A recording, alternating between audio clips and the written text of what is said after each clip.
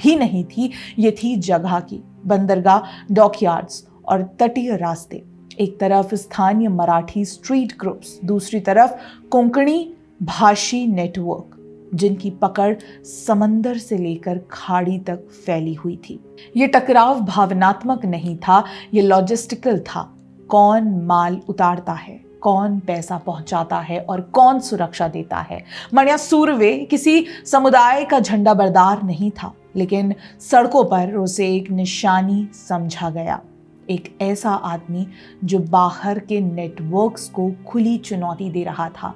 और जैसे ही अपराध पहचान की भाषा बोलने लगे, बॉम्बे एक खतरनाक मोड़ पर पहुंच गया। वो पुलिस को चिट्ठियां लिखकर चुनौती देता और बॉम्बे पुलिस के लिए मणिया अब एक अपराधी नहीं रहा, वो एक निजी बेइज्जती बन चुका था। मणिया ने कोई साम्राज्य नहीं खड़ा किया, वो हाजी मस्तान नहीं था, वो संतुलन बनाए रखे मस्ताना गैंग से जुड़े लोगों की हत्याएं जीत नहीं थी। वो उस स्ट्रीट ऑर्डर पर हमला था जो किसी तरह शहर को टिकाए हुए था। और जब पुराने ढांचे गिरते हैं, नए लोगों को जगह मिलती है। मणिया का अपराध अलग था, वो फिल्मों जैसा नहीं था, लेकिन फिल्मों से सीखा हुआ था। जेम्स हेडली चेस, योजना और कैलकुलेटेड रिस्क, बैंक डकैती करना, कार जैकिंग करना, सरकारी दूध योजना की लूट करना, लेकिन सबसे खतरनाक और ऐसे बल्ब जो शरीर को नहीं, पहचान को मिटाने के काम आते थे। इसी दौर में मणिया पठान गैंग के करीब आता है। दुश्मन एक था, कास्कर परिवार। 1981 प्रभा देवी का पेट्रोल पंप पर शब्बीर इब्राहिम की हत्या कर सूर्वे ने अंडरवर्ल्ड के साथ ही पुलिस रिकॉर्ड्स में भी अपनी परमानेंट छाप छोड़ दी। जो हिंसा अब तक एसिड बल्ब्स तक सीमित थी, वो खुली हो गई। गैंग वॉर सार्वजनिक हो गए और इसी खून खराबे के बीच एक आदमी था जो शोर नहीं कर रहा था, वो जोड़ रहा था, नेटवर्क बना रहा था, डर को व्यापार में बदल रहा था। उसका नाम था दाऊद इब्राहिम। दाऊद ने मणिया की आग को हवा दी, खुद रास्ते में नहीं आया। मणिया को लगा वो इस्तेमाल कर रहा है, लेकिन असल में वो इस्तेमाल हो रहा था। एक तरफ मणिया, पर्दे के पीछे दाऊद और दूसरी तरफ दीवार पर सर पटकती मुंबई पुलिस। कानून था लेकिन गवाह नहीं थे, केस था लेकिन डर नहीं था। और तब एक फैसला लिया गया, एक ऐसा फैसला जिसे शायद बॉम्बे को मुंबई बनाने का शंखनाद कहा जा सकता है। दिन था 11 जनवरी 1982। जगह वडाला के अंबेडकर कॉलेज के पास। गोलियां चली और मणिया सुर्वे मारा गया। मणिया सुर्वे कोई नायक नहीं था, ना वो क्रांति था बॉलीवुड ने कई बार ग्लोरीफाई किया। वास्तव लूसली मणिया सुर्वे की लाइफ पर बेस्ड है। शूट आउट एट वडाला भी उनकी बायोपिक है। ऐसे में एक आम लड़का मनोहर सुर्वे मणिया सुर्वे कैसे बना, इस कहानी में हम कहीं ना कहीं सिंपैथी के साथ हीरो वर्शिपिंग भी ढूंढने लगते हैं। लेकिन सुर्वे की कहानी हीरो वर्शिपिंग की नहीं, बल्कि एक चेतावनी थी। उसकी हिंसा ने पुराने गैंग तोड़े, उसी मलबे से दाऊद इब्राहिम खड़ा हुआ और यहीं से अपराध बदलता है। वो संगठित होता है, वैचारिक होता है और मजहब के साथ जुड़ जाता है। अब मिलेंगे अगले अध्याय में, व्हेन रिलीजन एंटर्स क्राइम।